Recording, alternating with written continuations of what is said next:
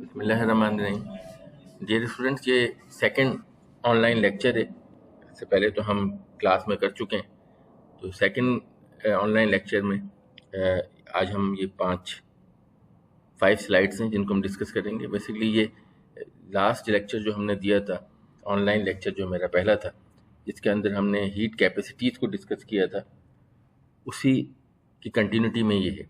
उसमें हमने, आप उसको रेफ़र कीजिएगा, देखिएगा कि पहला 2 हीट कैपेसिटीज़ हमने डिस्कस की थी कि heat capacity at constant volume और heat capacity at constant pressure. वो दोनों कर हमने उसी दौरान हमने एंथैल्पी भी बीच में, जब हम heat capacity at constant pressure पे हम डिस्कस कर रहे थे, तो वहाँ मैंने आपको एंथैल्पी भी कराई थी। तो वो आप उसको पहले रेफ़र कीजिएगा। उसी कंटिन्यूटी में दूसरा लेक्चर है, इसको देखिएगा। तो आज हम ये शुरू करते हैं। इसमें मैं आज पहले आपको ये बताना चाह रहा हूँ कि इसके अंदर जो रिलेशन है, sometime we are confused about these two different terms, that is the heat capacity and specific heat capacity. So actually these are the little bit different in the meaning of these terms. That is, what is mean by heat capacity? Heat capacity of a substance is defined as the amount of heat required to rise the temperature of the substance by 1 degree. 1 degree in any unit, maybe in Celsius, maybe in Fahrenheit, maybe in Kelvin, it make no difference. 1 degree temperature बढ़ाने के लिए जो heat किसी भी substance की जो given amount है, उसका 1 डिग्री टेम्परेचर बढ़ाने के लिए जो हीट रिक्वायर्ड होती है, जो एनर्जी हीट की शक्ल में रिक्वायर्ड होती है, उसको हम हीट कैपेसिटी कहते हैं। लेकिन जब आप कहते हैं स्पेसिफिक हीट कैपेसिटी, तो ये बिल्कुल इसी तरह की बात है। और पिछले लेक्चर से लिंक कीजिएगा कि हीट कैपेसिटी पर मोल, हीट कैपेसिटी पर ग्राम। तो जब हम स्पेसिफाई कर देते हैं कि 1 ग्राम या 1 मोल का सब्सटेंस का 1 डिग्री राइज टेम्परेचर करने के लिए जितनी एनर्जी की रिक्वायरमेंट होती है, जितनी हीट रिक्वायर्ड होती है, एनर्जी हीट की शक्ल में रिक्वायर्ड होती है, उसको हम स्पेसिफिक हीट कैपेसिटी कहते हैं। तो this is the only difference. Specific heat capacity is defined as the amount of heat required to raise the temperature by 1 degree of unit mass of the substance. 1 unit mass of substance के लिए जो temperature increase करने के लिए जो energy required है heat की शक्ल में, उसे हम स्पेसिफिक हीट कह सकते हैं। You can say in this way that the heat capacity per mole और heat capacity per gram are actually specific heat capacities. Okay, make it बिल्कुल क्लियर कर लिया ये बात। Then specific heat capacity does not depends on mass of the substance, does not depend on the mass of the substance, where heat capacity depends on the mass of the substance. बिल्कुल clear बात है, क्योंकि आप specific heat capacity में आपने amount designate कर दिया पर ग्राम पर मोल, तो वो जो है अब आपके पास एक्सटेंसिव प्रॉपर्टी नहीं रही, वो इंटेंसिव प्रॉपर्टी हो गई। लेकिन जब आप कह रहे हैं कि हीट कैपेसिटी ओपन रख रहे हैं, तो वो अमाउंट डिपेंडेंट है। तो ये उसी लेक्चर से रिलेटेड है जो हमने लास्ट टाइम किया था। अब मैं लेके चल रहा हूँ डेरिवेशन के ऊपर, और ये बेसिकली जो आपके पास इस लेक्चर का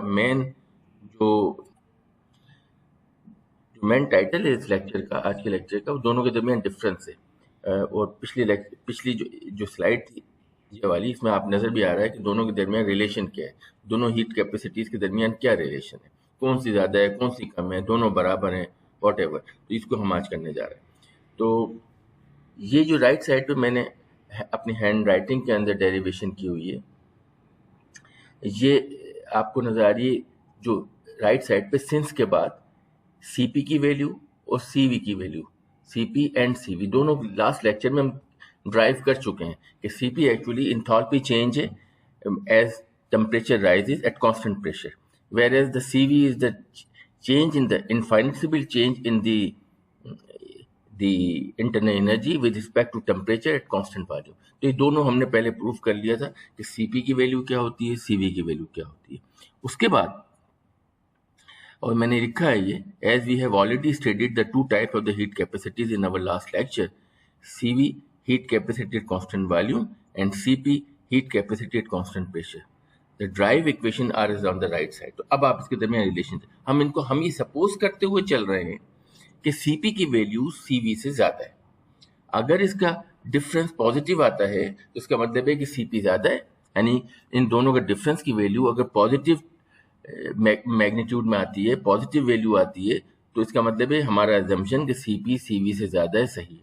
और अगर नेगेटिव आ जाती है तो इसका मतलब है कि नहीं, सीपी ज़्यादा नहीं है, सीवी ज़्यादा है। तो हम ये कह के चल रहे हैं कि जो सीपी है वो ज़्यादा है सीवी से, तो सीपी माइनस सीवी, इनकी जगह हमने वैल्यू रख दी, तो ये इक्वेशन नंबर 1 बन गई।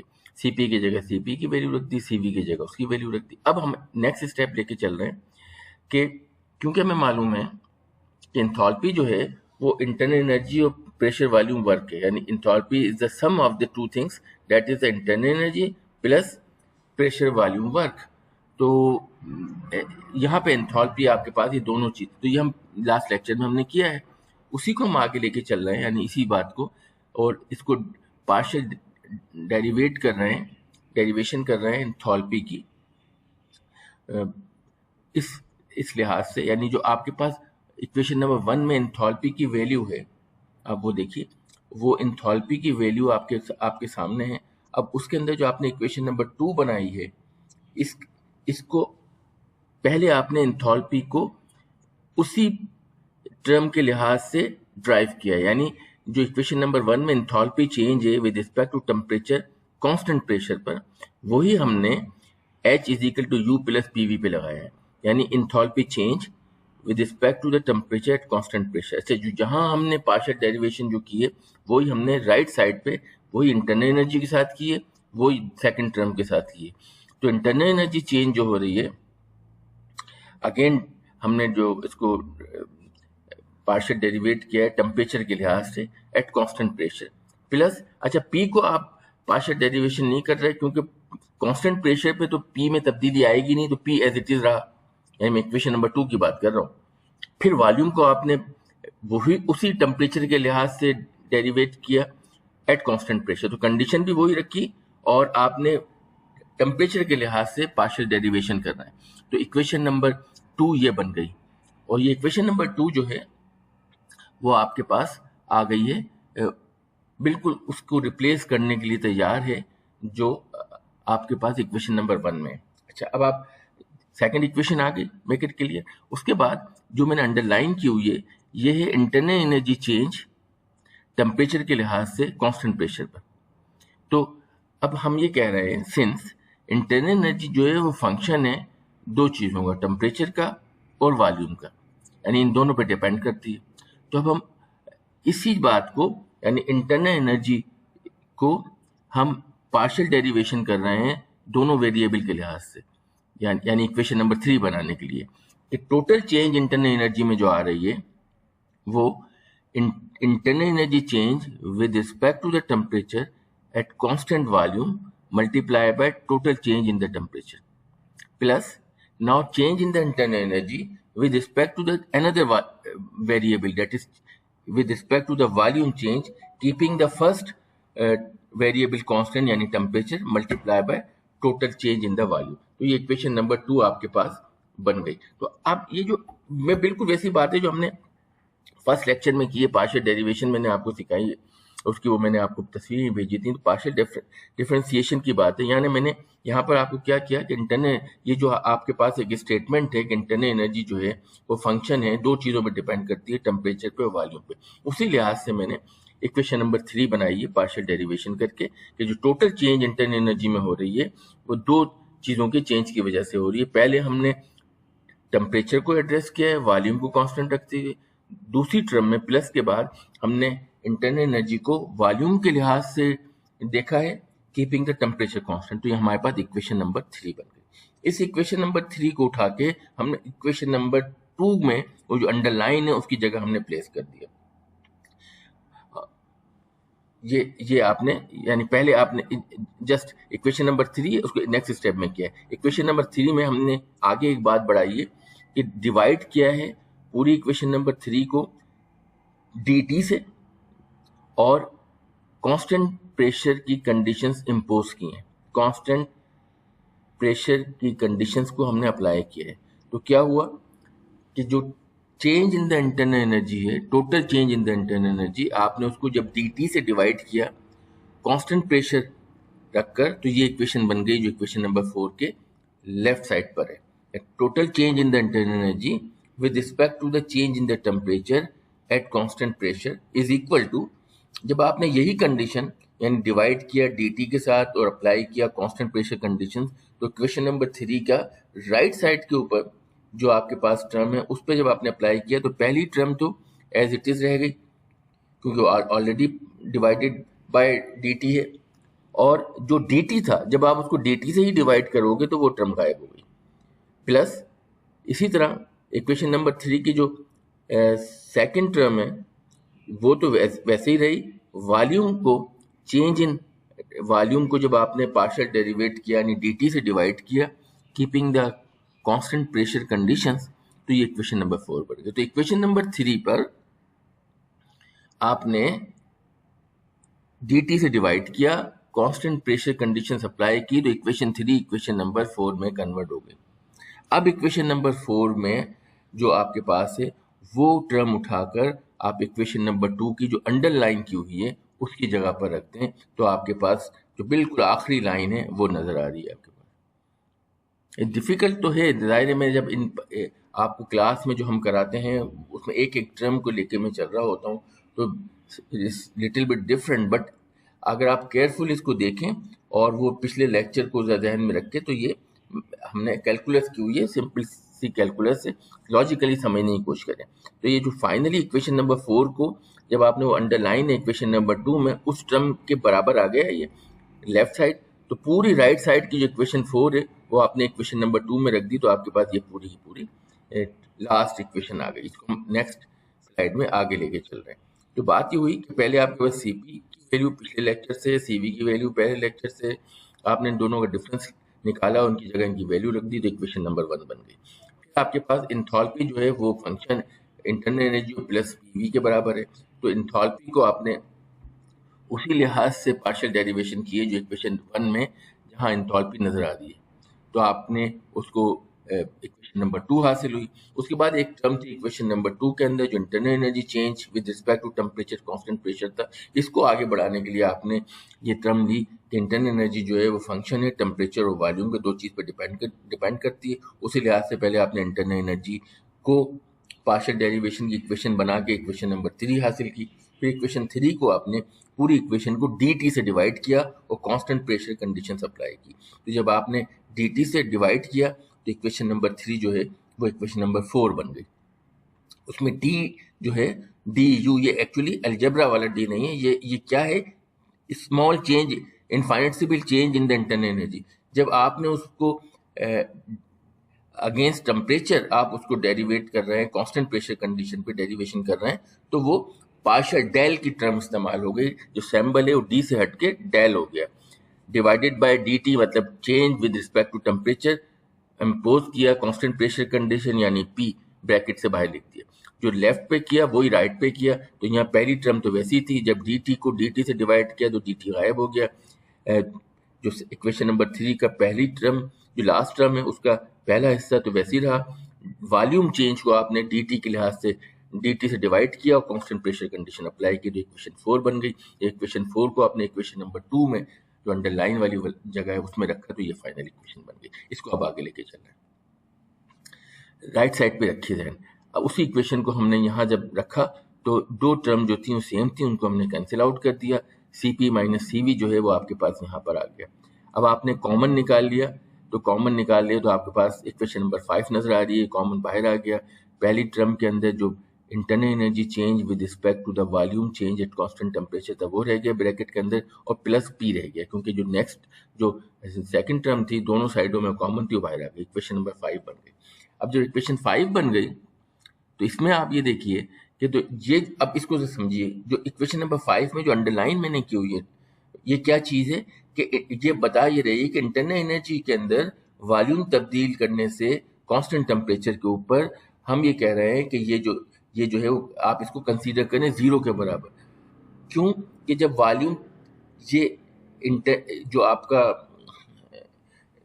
काइनेटिक मॉलिक्यूलर थ्योरी है वो ये कहती है कि अगर आप वॉल्यूम टेम्परेचर को चेंज ना करें, वॉल्यूम आप बढ़ाएं, वॉल्यूम आप कम करें, इन जगह दें ज़्यादा या कम जगह दें, ज़्यादा जगह देंगे फैल जाएगा मालिक्यूल्स गैस के कम जगह देंगे, मालिक्यूल करीब करीब आ जाएंगे और उनकी इंटरनल एनर्जी के अंदर कोई तब्दीली नहीं आएगी। यानी ये क्या है टर्म? द टर्म है change in the internal energy with respect to the volume keeping the temperature constant in equation 5 is considered as zero. यानी पूरी टर्म हमने जीरो कर दी क्योंकि हम ये कह रहे हैं कि इंटरनल एनर्जी में कोई तब्दीली नहीं आती क्योंकि मालिक्यूल के दरमियान कोई इंटर मालिक्यूलर फोर्सेस नहीं है। जब आप उनको ज्यादा जगह घेरते हैं तो वो फैल जाते हैं, उनको कोई वर्क डन नहीं करना पड़ता to reduce the intermolecular forces, तो वो एक्सपेंड हो जाते हैं और बगैर अपनी इंटरनल एनर्जी चेंज किए हुए। इसी तरह अगर कंप्रेस करते हैं तो उन्हें कोई रेजिस्टेंस नहीं मिलती, तो उनकी इंटरनल एनर्जी में तब्दीली नहीं आती बशर्ते कि टेम्परेचर जो है कीपिंग द टेम्परेचर कांस्टेंट। तो that's why this term is considered as a zero. It is very important to realize that why this term, that is change in the internal energy with respect to the volume at constant temperature is zero, is equal to zero, is very important to realize this thing and to understand this thing, that is this term is zero because the gases are ideally behave ideally, there is no interaction। तो अगर ज़्यादा जगह मिल रही है फैल रहे हैं, जब कम जगह मिल रही है सुकड़ जाते हैं, लेकिन उससे उनकी इंटरनल एनर्जी में कोई तब्दीली नहीं होती क्योंकि उनको कोई बंधे हुए नहीं है जिनको तोड़ने के लिए उन्हें एनर्जी चाहिए। तो वॉल्यूम तब्दील करने से इंटरनल एनर्जी में कोई तब्दीली नहीं आती कांस्टेंट टेम्परेचर पे, इसलिए इसको हमने जीरो कर दिया। इसको जीरो कर दिया तो ऊपर टर्म जो है वो गायब हो गई और इक्वेशन नंबर 6 बन गई Cp minus Cv is equal to P multiply करके सामने आ गया, P multiply by change in volume with respect to temperature at constant pressure, equation number 6 बन गई। The change in the volume caused by the change of temperature and multiplied by the pressure convert the volume change into work। तो ये क्या चीज है कि pressure की volume तब्दील हो रहा है with respect to temperature constant pressure multiply by, तो ये हो गया वर्क के बराबर। इसको समझना आसान ये है, जब आप नीचे देख रहे हैं कि PV is equal to NRT well known equation है, और अगर आप 1 मोल कंसीडर करते हैं, 1 मोल अगर गैस कंसीडर कर रहे हैं तो n 1 के बराबर होगी। अब पीवी के नीचे डिवाइड में टी आ गया और इज इक्वल टू आर हो गया, तो वो जो मैंने जो एरो बनाया है कि दोनों, तो पी अपनी जगह पे मौजूद है, तो दूसरी जो इक्वेशन नंबर 6 में राइट साइड पे है कि volume change with respect to temperature, ये वही तो बात हो गई। तो पी पहले से मौजूद था, वी डिवाइडेड बाय टी जो है वो आ गया, तो ये पूरी टर्म इक्वेशन नंबर 6 की C P minus C V ये बराबर हो गई आर के, तो ये इक्वेशन 7 बन गई। तो मैकेट के लिए कि जहां पर आपके पास पता ये चला डिफरेंस से हीट कैपेसिटीज में वो आर के बराबर है यानी 8.31, और सीपी पहले रखा है माइनस सीवी, इसका मतलब है CP is greater then CV, that's why the value is positive, that is 8.31। Otherwise अगर ये नेगेटिव आ जाती तो बिल्कुल क्लियर थी कि मसला जो है हम गलत कर रहे हैं, सीवी माइनस सीपी है अगर माइनस आती, लेकिन क्योंकि पॉजिटिव वैल्यू आ रही है, दोनों का डिफरेंस पॉजिटिव वैल्यू आ रहा है, आर की वैल्यू आ रही है विच इज 8.31, इसका मतलब है डेफिनेटली ज्यादा में से कम जा रहा है, पॉजिटिव वैल्यू आ रहा है, तो सीपी ज्यादा होती है सीवी के मुकाबले में। इक्वेशन नंबर 7 जो है वो यही बता रहा है। अच्छा, मैं पहले लास्ट स्लाइड कर रहा हूँ ताकि फिर इसको समझाना और आसान हो जाए। सवाल ये हमारे पास कि ये तो ठीक है, मैथमेटिकली प्रूफ हो गया इक्वेशन 7 में सीपी की वैल्यू ज्यादा होती है सीवी के, लेकिन क्यों होती है, इसका फिजिकल रीजनिंग क्या है। अच्छा, इसी को आप नेक्स्ट वाले में देखें, लास्ट स्लाइड देखें तो आपको नजर आ रहा है, और ये पिछली वाली स्लाइड से आप कंपेयर कीजिएगा जो मैंने फर्स्ट लेक्चर में दी थी ऑनलाइन में, कि रेड रंग की जो लाइन है ये है इंथॉल्पी अगेंस्ट टेम्परेचर, शेप दोनों की एक जैसी है लेकिन ज्यादा स्टीप है जब आप इंथॉल्पी को अगेंस्ट टेम्परेचर प्लॉट करते हैं बनिस्बत जब इंटरनल एनर्जी को अगेंस्ट टेम्परेचर प्लॉट करते हैं। दोनों की शेप एक रहती है लेकिन स्टीप है। किसी एक पर्टिकुलर टेम्परेचर पे अगर आप देख रहे हैं तो किसी एक पर्टिकुलर टेम्परेचर के ऊपर जो जो कर्व है वो ज्यादा बड़ी वैल्यू आएगी उस स्लोप की जब आप उसको enthalpy change against temperature at constant pressure, तो सीपी हो गया, तो सीपी की वैल्यू ज्यादा आएगी बनिस्बत सीवी के जो ब्लू कलर से रिप्रेजेंट किया। तो ब्लू कलर जो है वो कर्व है internal energy against temperature, red colour की जो है वो इंथॉल्पी अगेंस्ट टेम्परेचर, शेप दोनों की एक ही है। उसकी रीजनिंग में पहले लेक्चर में बता चुका हूँ कि टेम्परेचर बढ़ने के साथ साथ इंथॉल्पी की वैल्यू और as well as internal energy दोनों बढ़ती हैं, लेकिन for a very small range of temperature उनकी वैल्यू में कोई खास फर्क नहीं आता स्लोप की वैल्यू में। या हाई टेम्परेचर पे चले जाएं तो ऑलमोस्ट वो पैरेलल होना शुरू हो जाते हैं वाई एक्सिस के अगेंस्ट, तो उनकी वैल्यू में स्लोप की वैल्यू में फर्क नहीं आता। तो यहाँ बड़ा क्लियर नजर आ रहा है कि जो रेड कलर है which is actually express the behaviour of the enthalpy change against the temperature वो ज़्यादा स्टीप है, ज़्यादा तेज़ है, ज़्यादा तब्दीली आ रही है बनिस्बत इंटरनल एनर्जी चेंज की। तो ये यहाँ पर आपको ये बात क्लियर हो रही है। अच्छा, इसी को why C P is greater than C V, वहाँ तो रीजन आपकी डेरिवेशन भी बता दी है, सी पी ज़्यादा होती है, वहाँ आपको उसका बिहेवियर कर्व से भी नजर आ गया लास्ट स्लाइड में, जो ज़्यादा स्टीपर है। अब वजह इसकी ये है why C P is greater than C V, very important question. वो वजह ये है कि देखें, जब आप वॉल्यूम को आपने कांस्टेंट रखा हुआ है, मैं बात कर रहा हूँ सीवी की, जब आपने वॉल्यूम को कांस्टेंट रखा हुआ है, इसका मतलब ये हुआ कि सारी हीट जो आप एनर्जी जो हीट की शक्ल में सप्लाई कर रहे हैं सिस्टम को, वो सिर्फ और सिर्फ उसकी इंटरनल एनर्जी बढ़ाने के काम आ रही है, यानी उसका टेम्परेचर इंक्रीज करने के काम आ रही है, वो कहीं और ज़ाया नहीं हो रही, क्योंकि वॉल्यूम कांस्टेंट है। The system it not allow not undergoing any pressure volume work, इसलिए कम हीट से उसका 1 डिग्री राइज ऑफ टेम्परेचर हो जाता है, 1 डिग्री टेम्परेचर बढ़ जाता है सिस्टम का, अगर वो कांस्टेंट वॉल्यूम कंडीशन में। लेकिन अगर वही सिस्टम, वही गैस अगर कांस्टेंट प्रेशर कंडीशन में है, तो जाहिर है जब आप उसको हीट सप्लाई करेंगे, वो दो काम कर रही है, इंथॉल्पी है वो एक्चुअली, आपको पता है सीपी में। तो जब इंथॉल्पी तब्दील हो रही है, तो इंथॉल्पी दो काम कर रही है, यानी वो हीट जो आप उसको सप्लाई कर रहे हैं वो दो जगह इस्तेमाल हो रही है। एक तो नो डाउट इंटरनल एनर्जी बढ़ाने के काम आ रही है, तो याद रखें कि इंथॉल्पी जो है वो U प्लस PV है, तो वो एक तो इंटरनल एनर्जी बढ़ा रही है यानी टेम्परेचर बढ़ा रही है सिस्टम को, दूसरा वो प्रेशर वॉल्यूम वर्क भी कर रही है। तो कुछ हिस्सा उसका एनर्जी जो सप्लाई की जा रही है वो रिटर्न बैक हो रहा है सराउंडिंग में in the form of work, यानी पीवी वर्क। इसलिए 1 डिग्री बढ़ाने पर आपको ज़्यादा एनर्जी, ज़्यादा हीट देनी पड़ेगी कांस्टेंट प्रेशर कंडीशंस पर 1 डिग्री चेंज करने के लिए। लेकिन कांस्टेंट वॉल्यूम कंडीशन पे, क्योंकि सारी हीट सिर्फ एक काम कर रही है कि टेम्परेचर बढ़ा रही है, यानी इंटरनल एनर्जी बढ़ा रही है, इसलिए कम एनर्जी से वो उसका मसला हल हो जाएगा और उसका टेम्परेचर राइज हो जाएगा। तो this is the reason of why more energy is required, more heat is required to rise the temperature under constant pressure condition compared to the constant volume condition. ये मैं पढ़ रहा हूँ. At constant pressure, a part of the heat absorbed is utilized in performing external work, expansion work जो मैं कह रहा हूँ PV, while at constant volume, all the heat is utilized in increasing the internal energy of the system. तो वहां पर constant pressure जो है वो pressure volume performing external work along with the increase in internal energy, ये बात लिखी नहीं है, क्लियर कर लीजिए, along with the internal energy change, दोनों जगह आ रही है, along with the internal energy change. और जबकि दूसरी तरफ जो आपके पास कांस्टेंट वॉल्यूम कंडीशन में है, वहां सिर्फ और सिर्फ जो है वो a constant volume, all the heat is utilized in increasing the internal energy of the system. It follows, therefore, that the temperature rise at constant pressure will be less a given quantity of heat transferred.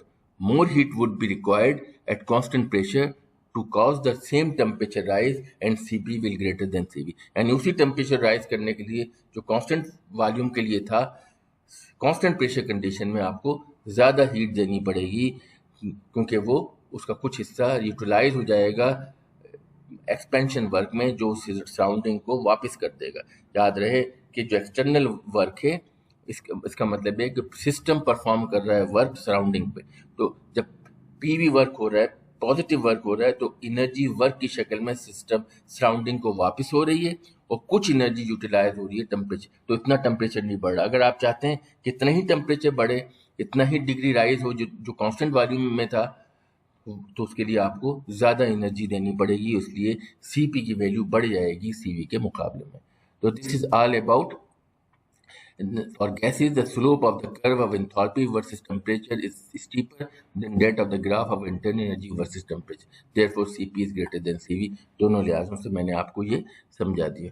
तो this is very important lecture, that is what is the difference between these two, that is the Cp and Cv, and definitely we just done it, that is the difference is a positive value, and another thing is that is why the physically how you can explain this, why more heat is required to increase the temperature, 1 degree rise of temperature at constant pressure compared to the constant volume condition। दोनों चीज़ें आज हमने complete कर ली, इसको देखें, बार बार सुने इस lecture को, किसी जगह पे और इनको नेट के ऊपर आप देख सकते हैं, तो ये ज़्यादा क्लियर हो जाएगा। अब देखते हैं इंशाल्लाह ताला कि क्या सूरत हाल होती है यूनिवर्सिटी की, लेकिन मेरे ख्याल से यूनिवर्सिटी अब शायद एग्ज़ाम के लिए डायरेक्टली खुलेगी, तो एक आध लेक्चर में और आगे दे दूंगा। बाकी तो अल्लाह मालिक है इंशाल्लाह। Okay, thank you. अपना ख्याल रखिएगा, अपने पेरेंट्स का ख्याल रखिएगा। अल्लाह हाफिज़।